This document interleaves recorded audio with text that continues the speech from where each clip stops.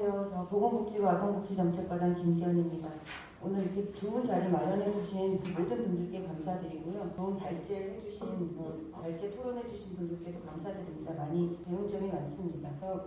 우선 정부 정책 목표는 사실은 보호대상 아동에 대해서 이야기할 때는 보호대상 아동이 발생하지 않도록 하는 것, 이게 이제 가장 최우선 목표가 되어야 되거고요. 그리고 이제 복지부에서 또 조금 더 집중하고 있는 지점은 보호대상 아동이 이미 발생했다면 어떻게 차별 없이 공정하게 기회를 부여받고 성장할 수 있게 할 것인가 인 것 같아요. 그래서 양질의 보호 서비스를 제공하겠다 이런 표현들을 많이 써왔는데요. 오늘 사실 김성단 대표님께서 어떻게 하면 행복한 고아가 되게 할 것인가에 대해 집중하고 있다는 표현을 써주셔가지고 약간 좀 충격을 받았습니다. 행복한 고아라는 표현을 왜 감히 쓰지 못했는가? 이거에 대해서 저도 역시 좀 반성을 좀 해야 되겠다는 생각도 좀 들었고 조금 더 적극적으로 우리가 공평한 출발과 기회의 보장이라는 것에서 더 나아가서 행복하게 더 그런 정책 목표를 세워야 정책 패러다임이 바뀔 수 있겠다는 생각이 또 한 번 들었고, 그리고 김진원 박사님 발제 중에 사실 좀 뼈아프게 다가온 점이, 사실 제가 오늘 충실하게 발제해 주신 그 매뉴얼을 제가 이제 10월달에 개정 작업을 해서 배포를 했거든요. 그리고 하면서도 어떻게 아이들이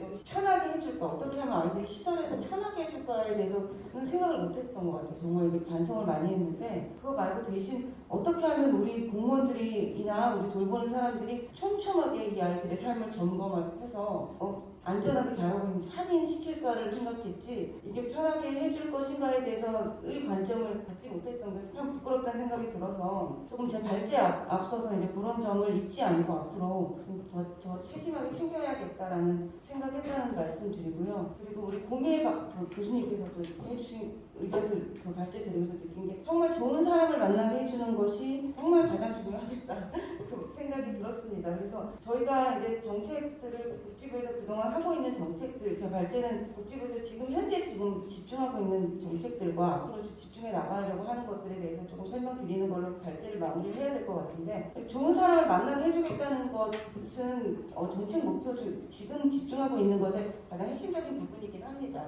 충분하진 않다는 건 저도 알고는 있지만 그 정책 목표인데, 그래서 이제 저희가 2020년 10월부터 이제 배치하기 시작한 게 아동보호 전담요원과 학대조사 공무원들을 시군구에 냈잖아요. 그래서 이분들이 이제 특히 아동보호 전담요원은 지금 보호 대상 아동들을 3개월에 한 번씩은 그 시설이든 가정위탁가정에 방문을 해서 우리 아동들이 어떻게 살고 있는가를 점검하는 것이 가장 주된 업무입니다. 그래서 이제 이분들이 가서 이제 아까도 말씀드렸지만 매뉴얼 개정하면서 이분들이 가서 어떻게 하면 아동과 의사소통을 잘하면서 이 아동이 그 좋은 환경, 어떤 환경에서 자라고 있는지를 잘 점검할 것인가, 이런 것들을 중심으로 고민을 하고 있습니다. 그래서 조금 통계적으로 이제 들여다봤더니 2020년 10월 기준으로 봤을 때는 한 3번 정도는 나가셨더라고요. 그래서 3번 정도는 양육 상황 점검을 그래도 평가를 하셔서 그 조치에 대해서 이제 뭔가 더 나은 방법들을 이제 고민하고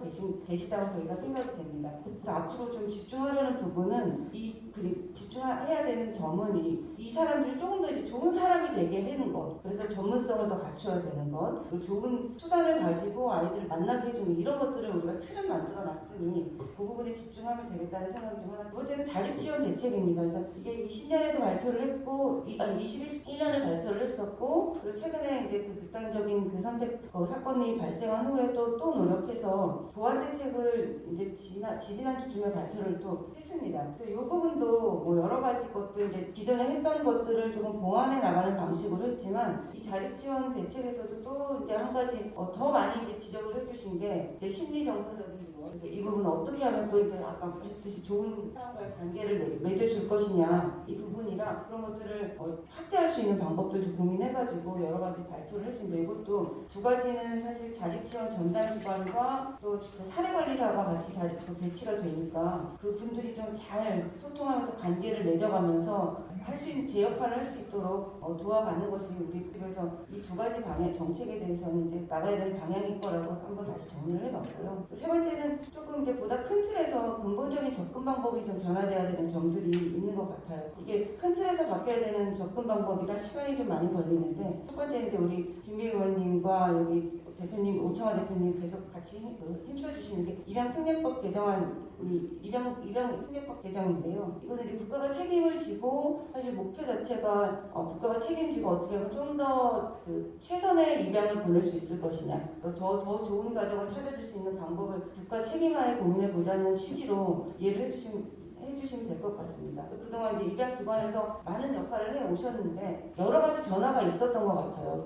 그래서 정책 환경도 많이 변화했고, 특히 또 아동 수도 많이 감소했고, 어떤 사회적인 가치관과 규범 체계나 이런 것들이 많이 달라져서 이제 기존의 관행으로는 더 이상 이제 국내 입양, 아이들이 원하는 입양 체계가 이제 조금 변화가 필요한 시점이라고 봤고, 그래서 이것들이 합의가 많이 돼서 대안이 준비가 되어 있는 상황이라 이게 통과되면 저희가 해 나가려고 차질 없이 좀 진행해 보려고 하는 점이고요. 그리고 또 한 가지는 이제 더 큰 틀에서 좀 장기적인 접근 방법을 해야 되는 것이, 올해 이번 정부 이제 국정과제에 이제 시설에서 탈피시켜서 아동 보호 보호 체계 자체를 시설에서 좀 탈피해서 가정형 보호로 활성화시킬 수 있는 방법들에 대한 중장기적인 로드맵을 만들겠다라고 발표한 바 있습니다. 그래서 그 부분에 대해서 기존의 시설은 어떤 식으로 기능 전환을 시킬 것이고, 그리고 어떻게 가정형 보호의 인프라를 확충할 것이냐, 위탁 가정이든 아니면 입양이든 그런 것들 다 종합적으로 조금 논의할 수 있는 자리를 만들었고, 그거에 대해서 논의를 지금 시작을 하고 있습니다. 근데 이게 사실 시설은 아동 입장에서는 집과 같은 것이라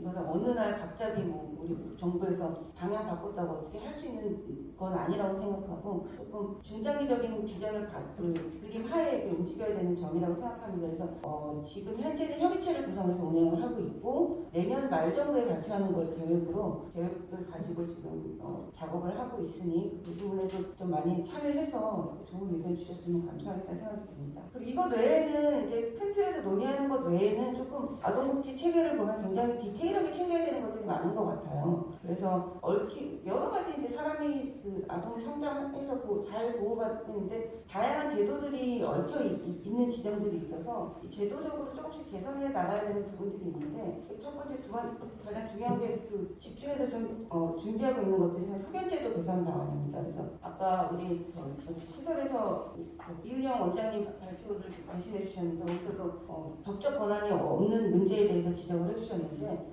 후견제도를 들여다보니 지금 현재도 보호대상 아동의 한 11%, 12% 정도가 친권자도 없는 상태로, 후견인도 없는 상태로 이렇게 지금 살아가고 있는 상황이더라고요. 그래서 이 부분이 법적인 미성년자의 경우는 이제 법적인 후견인이 없다는 것이 정말 삶의 제약이 굉장히 많이 될 거라고 생각이 되고, 근데 이게 한 군데서 해결할 수 있는 것이 아니라 많은 게 얽혀 있더라고요. 법원과의 관계, 그리고 지자체의 역할, 또 각각의 법칙에 굉장히 다 얽혀 있는 것들이 있어서 그 부분을 좀 정리해서 저희가 계획을 만들어서 이제 제도 개편 방안을 발표하려고 준비를 하고 있습니다. 그 부분도 그 부분이 조금 개선이 되면 그래도 지속적인 후견인이 성년이 될 때까지는 후견인이 생겨서 법적으로 맺어지는 관계가 생겨지지 않을까, 그런 데 좀 도움이 되지 않을까라는 생각이 있고요. 그리고 두 번째는 출생 미신고 아동에 대해서 어떻게 바라보고 아동 보호의 관점에서 어떻게 정리를 해줄 것이냐의 문제가 있는 것 같아요. 출생 신고 자체는 사실 법무부 업무라서 복지부에서 굉장히 좀 약간 전문적인 영역이 있고 복잡한